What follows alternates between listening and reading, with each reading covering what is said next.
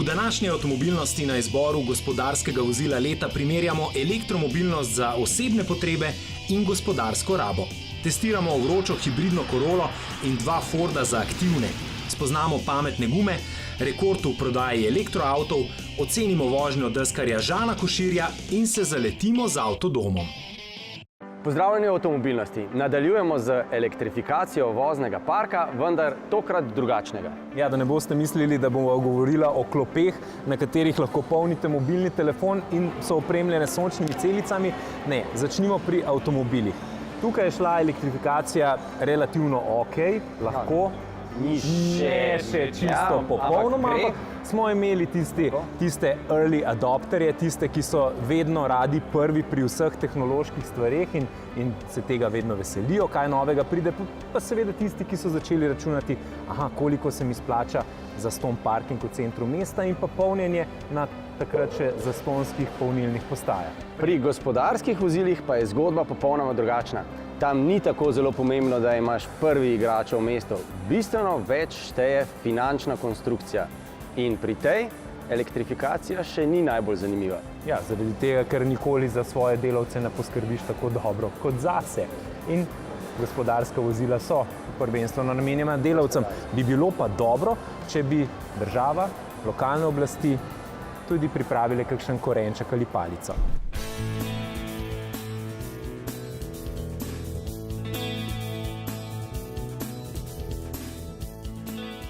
Slovenski avto leta je Ford Focus, slovenski tovornjak leta je prav tako Ford F-Max. Ampak znamki Ford tovornjaki in pa Ford osebna vozila nimata prav veliko skupnega, samo 50%. In medtem, ko je Ford Focus znanilec trendov, avto, ki uvaja nove napredne tehnologije, pa je znamka Ford Trucks nizkocenovna znamka, ki se šele utira pot v zahodno Evropo. Turški Ford je seveda samo eden od zmagovalcev. Na celjskem sejmišču sta uredništvi revij Transport in logistika ter Mehanik in voznik podelili tudi nagrado za dostavnik leta. Prislužil si jo je Mercedes-Benzov Sprinter, z njim pa se nagrajevanje konvencionalno gnanih gospodarskih vozil konča. Letošnji izbor gospodarskih vozil je pravzaprav prelomen, namreč uvaja kategorijo električnih gospodarskih vozil. Nagrado za električni dostavnik sta prejela MAN ETGE in Volkswagenov e-Crafter, torej 2 tehnično enaka električna kombija sorodnih znamk. Nagrada pa je v bistvu na nek način tudi zahvala za njun prispevek k boljšemu jutri. Te 2 vozili smo izbrali zaradi tega, ker kot trenutno vodilni oziroma prvi na slovenskem trgu uvajata e-mobilnost na področju gospodarskega sektorja in smo mnenja, da bodo s tem orali ledino tudi za ostale tekmece in konkurente. Tudi nagrada za avtobus leta je šla za električni avtobus, MANov Lions City E. Interes za električna gospodarska vozila pa je nasploh med prevozniškimi podjetji izredno velik. Razlog je v tem, da ta tiha vozila ponujajo priložnost za zaslužek nove vrste.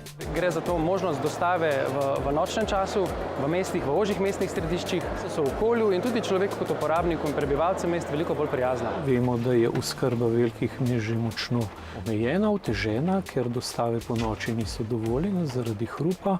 Električna vozila lahko to omogočajo, ker so tiha. Občine se pomena e-mobilnosti zelo dobro zavedajo, ker ima to tudi velik politični vpliv. Z elektromobilnostjo bi pripeljali v mesta tihi, praktično neslišni promet, kar vpliva tako na udobje meščanov prebivanja v samem mestu, kot tudi udobje potnikov v avtobusu.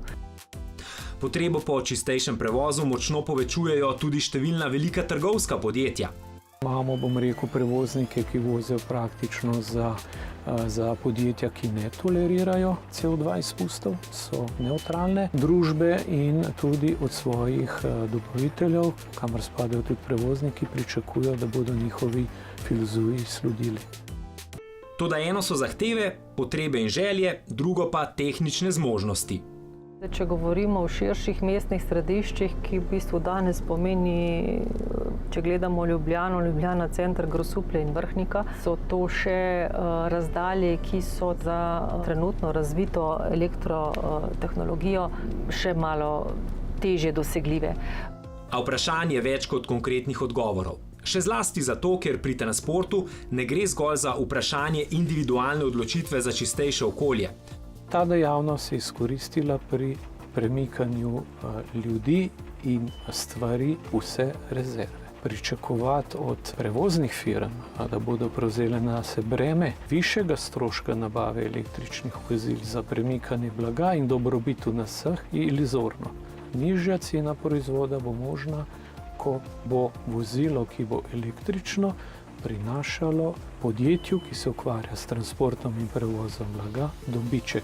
Mesta bodo enostavno se mogli odločiti in onemogočiti dostavo, prevoze vozilom s konvencionalnimi sredstvi. A vrnimo se k meščanom in dejanskim uporabnikom vozil. Z elektromobilnostjo bodo dobili več udobja. A kaj pa varnostni vidik? Prihaja tehnika, ki nam bo vsem skupaj zagotavljala več varnosti. A spet ne toliko, kot je obstaja v varnih prototipih. Če hočemo višjo varnost pri vseh nas, bo ta z množico senzorjev podprta napredna vozila treba spraviti tudi na cesto. In s tem smo spet pri kolektivnih odločitvah naše družbe.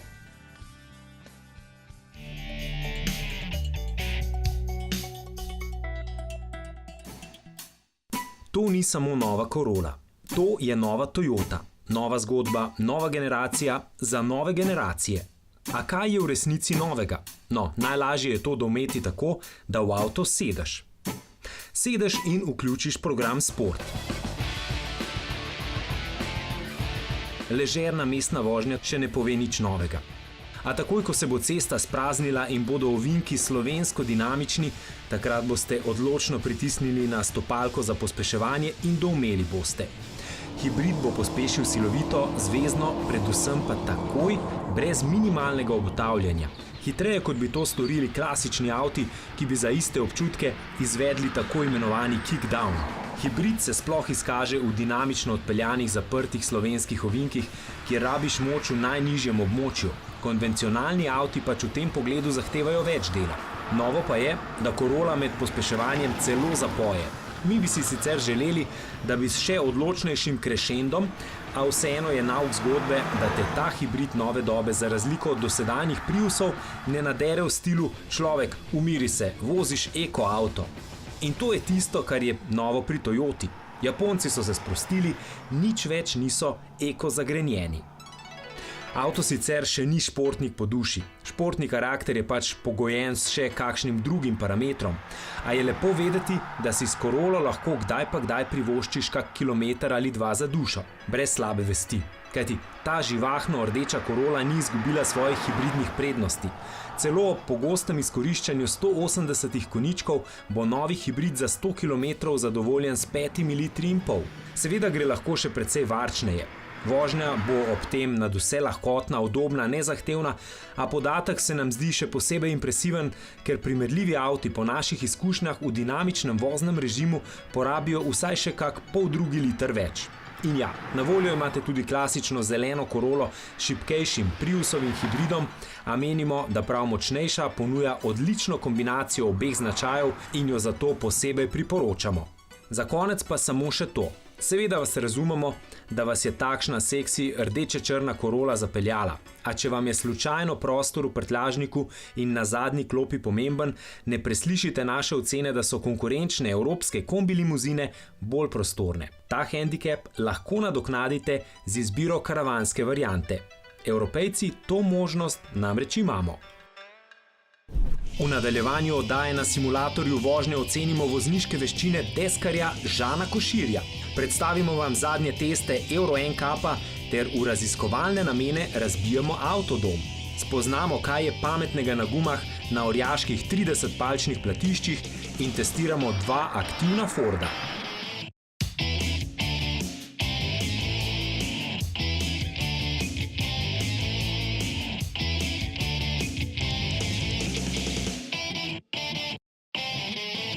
Na zavihku avtomobilnost na MMC-ju, se pravi 3x2.rtvslo.si, pa lahko pogledate rezultate zadnjih NCAP testov. 5 zvezdic je dobilo kar nekaj vozil in to nas seveda veseli, moramo pa znova poudariti, da 5 zvezdic na tokratnem testu ni enako 5 zvezdicam recimo 5 let nazaj.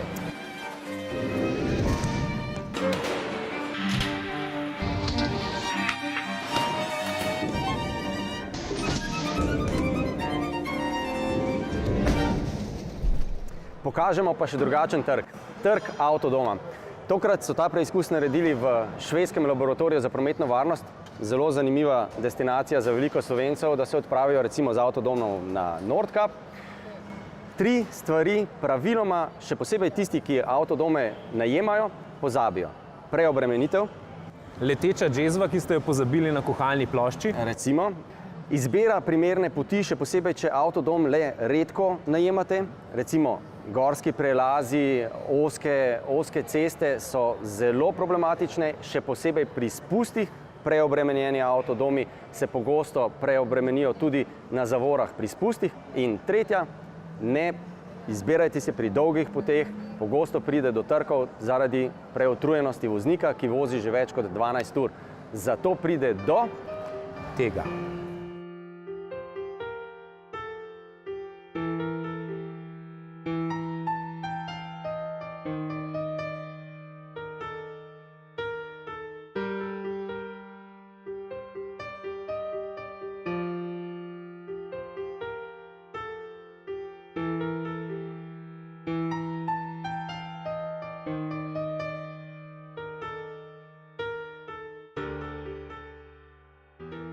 No, ostanimo pri dviganju varnosti.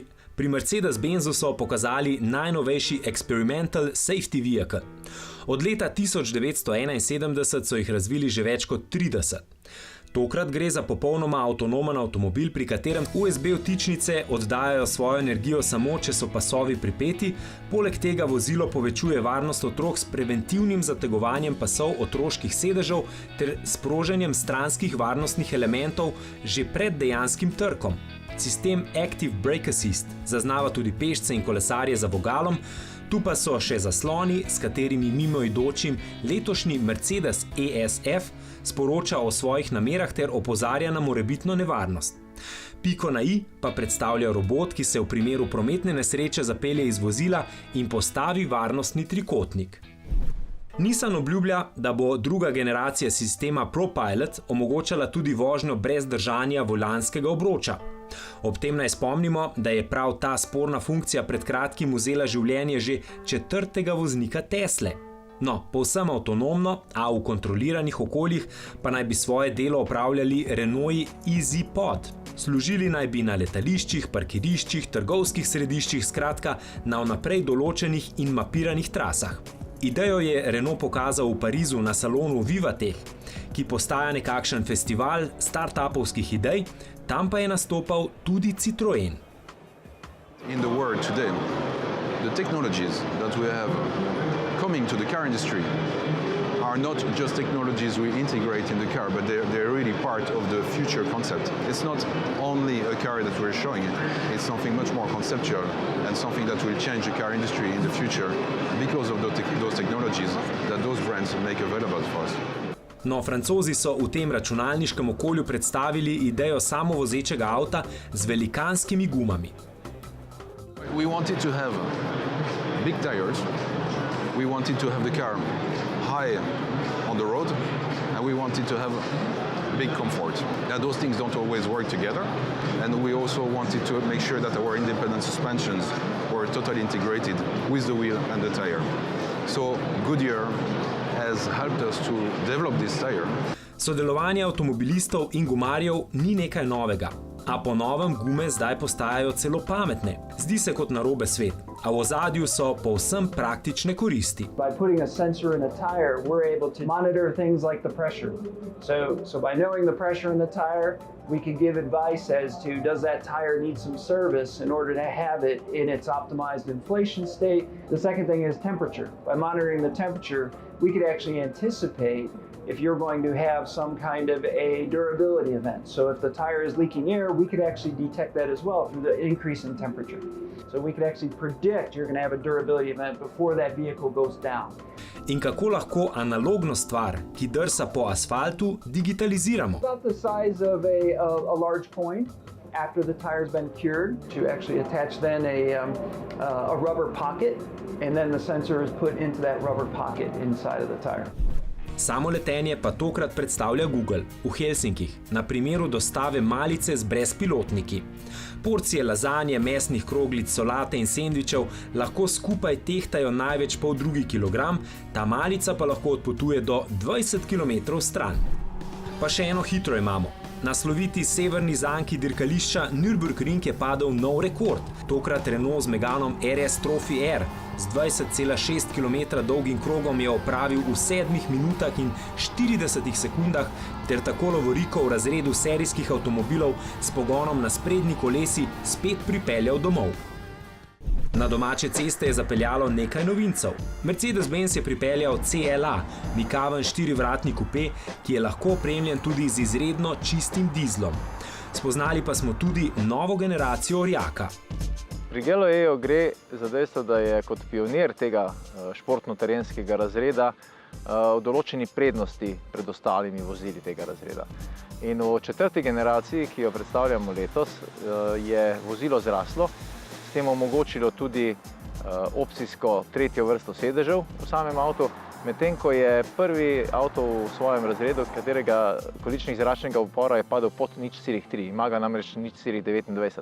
Pripeljala pa se je tudi dolgo pričakovana Škoda Scala, večja in prostornejša, predvsem pa bolj imenitna od Rapida. Mi smo zelo uspešno prodajali Rapida, ampak smo sem pa tja slišali malo pač ta besedo, mogoče malo nizkocenoven ali mogoče materiali bi bili lahko malo boljši, pa mogoče tehnologija bi bila bolj sodobna. Zdaj pač je avto, ki je super, ki je na sodobni pač tehnologiji, ima kakovostni materiali, ima veliko opreme in seveda ne mora biti nizkocenoven. Avto smo spoznali v novem gorenjskem centru številka 1 za nakup avtomobilov iz koncerna Volkswagen, na novi lokaciji avtohiše Vrtač. Scala se mi zdi sodi v nek segment, ki je na slovenskem trgu zelo zaželjen. Je segment, ki nudi tudi, bom rekel, nek resen potencial za nas trgovce. Takega modela si človek vedno želi, ker lahko dela. Še ena Scala pa se je v istem koncernu začela kotaliti pri drugi znamki, pri Volkswagenu. Ko imaš produkt, kot ga ima zdaj Volkswagen, lahko za tistimi, ki so znanilci sprememb še posebej v urbanem okolju, eksperimentiraš tudi po poteh, kako do tega produkta pridejo. In v tem primeru so večino dela naredili že na internetu. In tako so pri modelu ID.3, prav v slogu Tesle, kjer se je dalo rezervirati kar prek spleta oziroma si dal nekaj denarja za stvar, ki je praktično še nisi videl oziroma še ni bila izdelana, odločili tudi pri koncernu. In zanimivo, zelo uspešno. Tudi Slovenci smo več kot v 100 primerih vtipkali svojo kreditno kartico in 1000 evrov namenili oziroma vplačali za nekaj, kar pride čez kar nekaj časa. In s tem bojo v eni potezi premešali štrene na električnem trgu, saj bo to največji vstop električnih avtomobilov na naš trg v eni potezi. Električno vozilo, ki je bilo lani najbolj prodajno, je imelo prodajno številko preko 100 in mi smo rekli, če nam uspe preseči to številko, potem je to seveda fantastično. Lansko leto je bilo že 555 čisto električnih vozil in mislim, da bo ta številka kmalu v tem letu že dosežena, tako da v letošnjem letu že računamo lahko na nekaj 1000 ali tudi več električnih vozil. In nekje smo mnenja, da do leta 2025 da bo nekje v Sloveniji že 8000 prodanih električnih vozil na leto. Skupaj z novim prodajnim procesom pa je Volkswagen pri novem električnem avtu ponudil tudi lastno celovito rešitev električnega polnjenja. No, predstavljajte si pri klasičnih avtomobilih, da bi v salonu kupili zraven tudi bencinsko pumpo. No, pri električnih dejansko kupite tudi hišno polnilnico in pa seveda early adopters imajo radi tudi takšne električne igrače, kot so skiroji in podobne zadeve, ki bodo od zdaj naprej na voljo tudi v avtomobilskih salonih. In zanimivo, 40% polnjenja naredimo doma in 40% na delovnem mestu. Elektromobilnost se bo počasi in v korakih dogajala, ampak takrat, ko se bo dogajala, moramo mi biti v štartnih položajih, ne samo z ustreznimi modeli, z ustrezno ponudbo, ampak tudi s podpornimi funkcijami. Gre za polnilne naprave, gre za sončne elektrarne, gre za hranilnike električne energije. Vse to iz ene roke in to mora biti pač neka konkretna ponudba s ceno odzadaj, z obrazom odzadaj in z izvedeno storitvijo v zadnji, ki je 100% zanesljiva. Sama stranka težko razmišlja o vsakem posameznem koraku, o sami napravi, potem v načinu inštalacije, izbire inštalaterja, konec konca dokumentacija za pridobivanje subvencij. To storitev bomo izvedli v eni roki za našo stranko.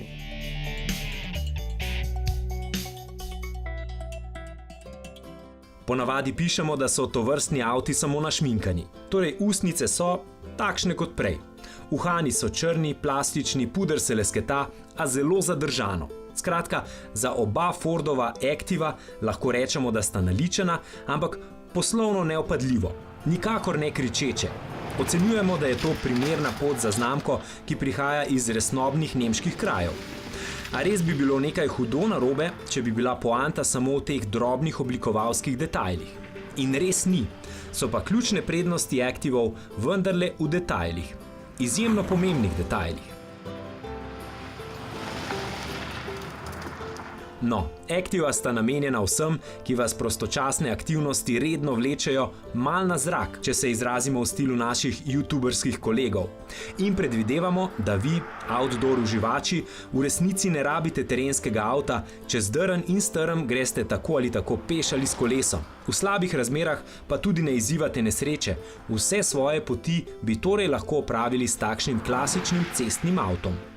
A zagotovo ste svoj avto že kdaj pustili na kakšni zelenici, tudi na kak mali kucelj ste ga že morali poriniti.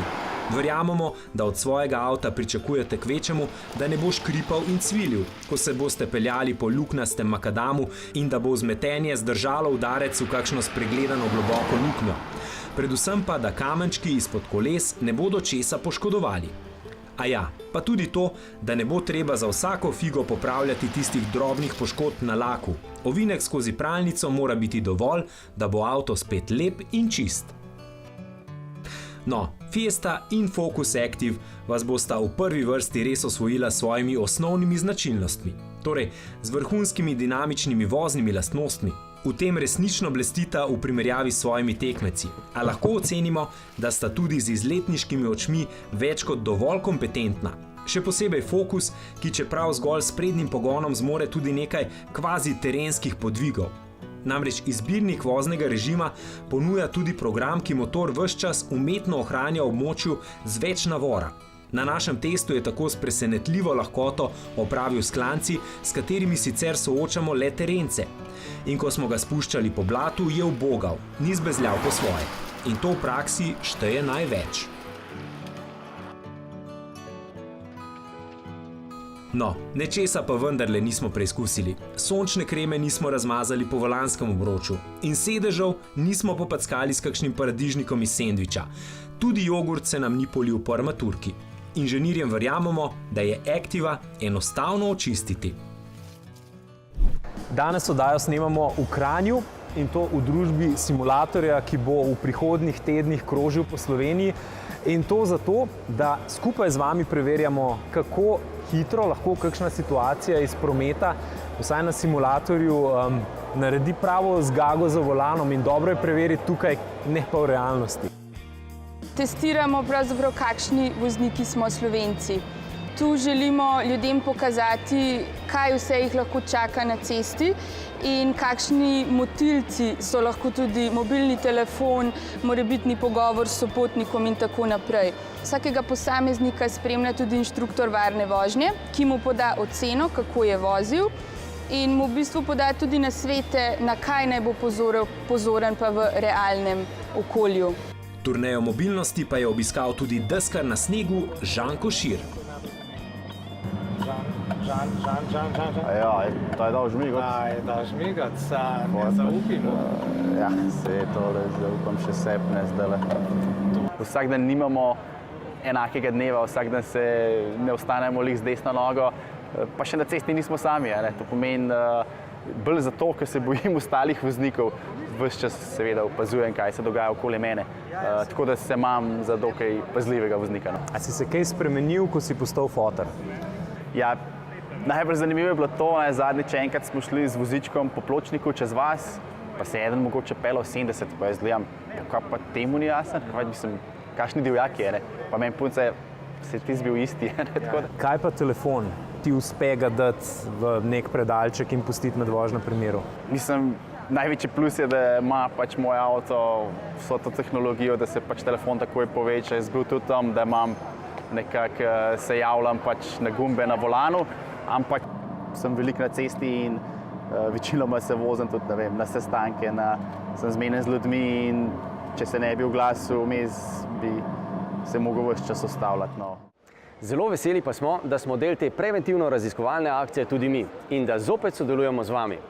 Z pomočjo vas bomo prišli do zanimivih ugotovitev in do podatkov, ki nam bojo služili kot osnova za to, da iščemo posebne razlike med nami, mogoče med posameznimi regijami, mogoče med spoloma, mogoče med starostjo. Ne vemo, ugotovili bomo, če nam boste pomagali. No in pomagate nam ne samo z vožnjo, ampak tudi s tem, ko pridno klikate na naše ankete na MMC-ju.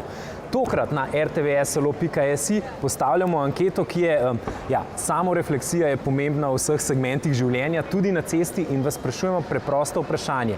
Ali zase menite, da ste dober voznik ali voznica? Andrej? Kaj ti praviš zase? Nimamo časa za tako dober odgovor, ampak bomo z vami spet naslednji teden.